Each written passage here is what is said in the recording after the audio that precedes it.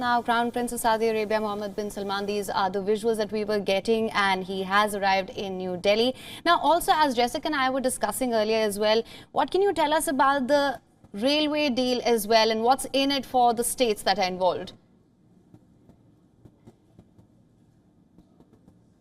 Let me first start with the connectivity aspect. Right. Earlier today, there was a briefing by the White House in which there was a conversation on that, in which the focus was that how this project will be transparent project. That is a clear message to Beijing's BRI that is seen as leading to debt crisis in the region and many places in the world. The second, of course, is the geostrategic reason. Connectivity is the buzzword. It is something that we hear a lot because connectivity leads to economic prosperity as well, and connecting India to Europe, two large markets via Saudi Arabia, via the Arab world, is something that benefits all the three region and of course countries therein.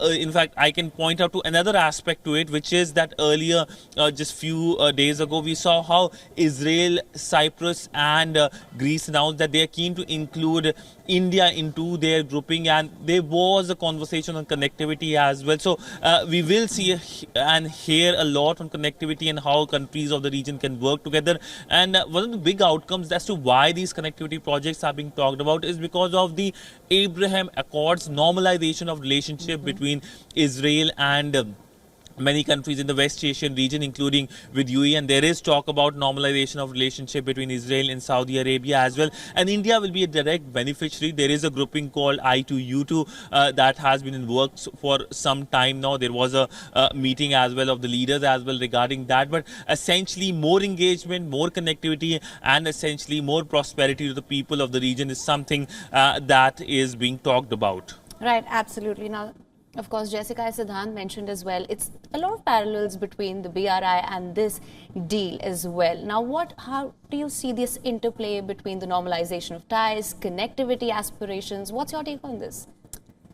Well, I just find it interesting as an American that the Biden administration is building on what the Trump administration started. I think that's a very important point that Siddhant talked about. And it's also interesting to hear Biden officials talk about the desire to further economically integrate the Middle East as a means of creating more prosperity and more peace. I mean, it's pretty common sense. But of course, in the United States, everything that Trump did during his presidency was pretty toxic. And so I think it's interesting to see some of these things continue. And I do think that connectivity is something you're seeing in every conversation now. But I don't think Siddhant touched on the importance of the energy piece of this, too. Obviously, energy is something that is increasingly scarce due to the Russia invasion of Ukraine and the sanctions that have occurred. And if you notice, it's not just India that's making choices that the West doesn't necessarily approve of with respect to Russian oil, but it's also China and its proximity to Saudi Arabia. So this well could be an effort by Washington to peel away some of the Saudi-China, synergy around oil exploration and energy as well. All right. Now, do you feel in regards to the G20 developments, especially the push for multilateralism as well in global trade, that could somehow make China a little jittery here? I think China is pretty jittery all on its own. It obviously has a lot of economic struggles that are going on that have been well publicized, and that's just what's well publicized, right? We don't know what's going to be behind the curtain as we attempt to peel it back. So no, I think I'm not sure that China is going to react specifically just on that. Right. Well, let's just go back to Molly Gambhir, who's at the venue as well. We had interrupted her show and tell. Molly, if you could just show us around the venue and the preparations as well.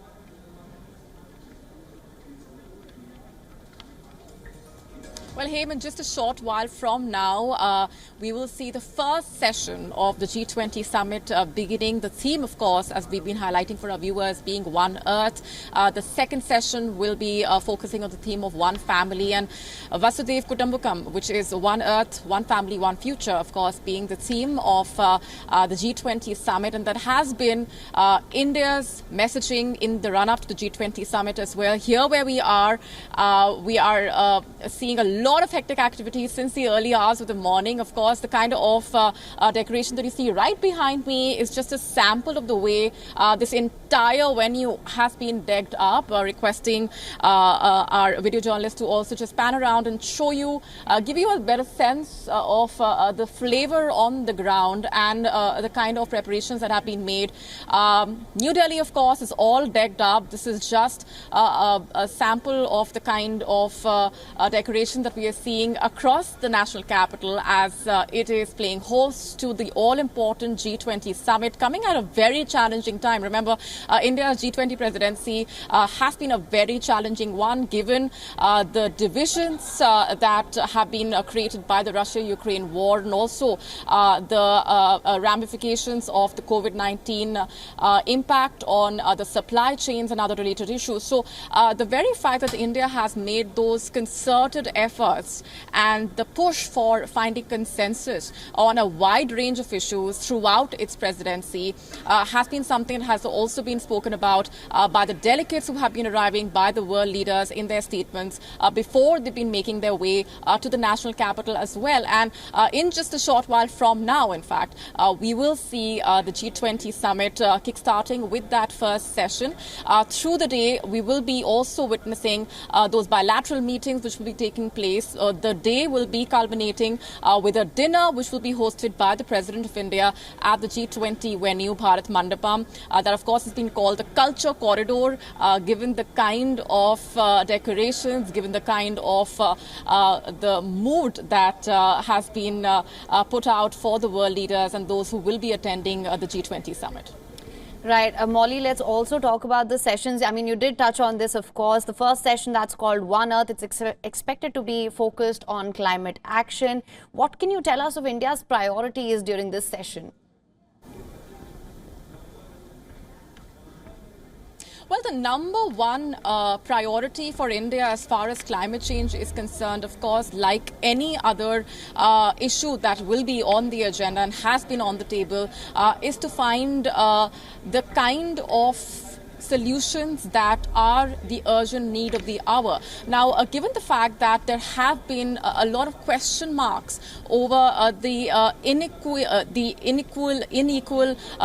unequal response that has been put out by the member countries as far as the climate challenges are concerned, bridging those differences has been the main emphasis as far as India's G20 presidency is concerned, and the very fact that we have seen statements that have been issued by member countries on the issue of climate change, and that, of course, has been the climate crisis which has made its presence felt across the world. And we at WION also have been talking about the way in which the countries have been coming together to try and find those solutions. But having said that, India has been like we've been discussing, also trying to emerge as a voice of the global south, and that comes with a lot of expectations and a lot of responsibility, given the way in which the climate crisis has impacted the developing countries and the way in which the responsibility for meeting those challenges needs to be met equally as well, and more so by those who are actually causing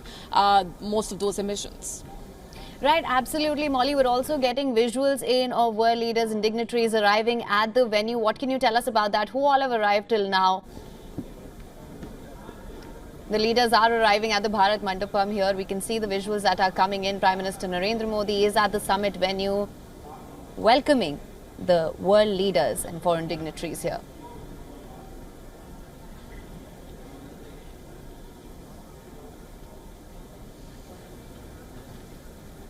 Molly, I hope you Well, as we continue to get those live visuals,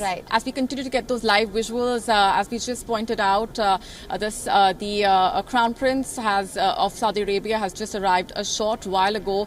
We will also be seeing the arrival of the President of France, Emmanuel Macron, reaching by 11:30 a.m. In fact, the German Chancellor has also arrived in New Delhi. And in the run-up to the G20 Summit commencing as the world leaders have been descending on the national capital. They have been talking about the expectations they have from the Indian G20 presidency. In fact, yesterday we witnessed that crucial bilateral taking place between US President Joe Biden and the Indian Prime Minister right after the American president arrived in New Delhi for the G20 summit, and that meeting also in a way signifying the tone and the theme that India and the US will be pushing forward for when it comes to finding a consensus on a wide range of issues. But that all-important GE deal also, of course, finding a mention in that joint declaration, along with the vision that the two sides have for a free and open Indo-Pacific. Now, that, remember, has been one of the main focal points as well as far as the Indian G20 presidency is concerned. Given China's assertiveness, given China's aggression. So the very fact that Japan, for example, has also lauded the way India has emerged as a crucial voice for the Indo-Pacific region and has called India an indispensable player as far as ensuring a free and open Indo-Pacific is concerned. So that's just one of the highlights of the engagements that we have already seen taking place. Of course, the Indian Prime Minister meeting the American President was one of the key highlights over the last 12 hours. Right. Now, Siddhant, coming to you, we just saw visuals of UN Chief Antonio Guterres coming in at the venue as well, being greeted by Prime Minister Narendra Modi. Now, in the run-up to the G20 summit, we saw that UN Chief Antonio Guterres did say that India, its G20 leadership, it will work as a catalyst for transformative shift. What can you tell us about his remarks, and what would you say are his expectations from the summit? Well, first, I would like to say that the leaders have started to arrive here at Bharat Mandapam. We are getting live visuals right now, and the Indian Prime Minister greeting them as well. So essentially, that means that in next 1 hour, we will see the summit starting. But largely, the comments of the UN Secretary General, he did a press conference as well, lauded India's presidency of the G20, and talked about how, of course, there are concerns, geopolitical issues as well. The UNSC reform is something that India is keen on, and there is a wide consensus on that issue that there should be reforms, but essentially there is no text governing that. We know that there is opposition from countries like China as well. Interestingly, yesterday when the India-US bilateral meeting happened, the joint statement that was issued clearly stated that the US President reaffirmed India's permanent membership support by the American side, which is significant that there's a reaffirmation, public reaffirmation and a written WION is now available in your country. Download the app now. Get all the news on the move.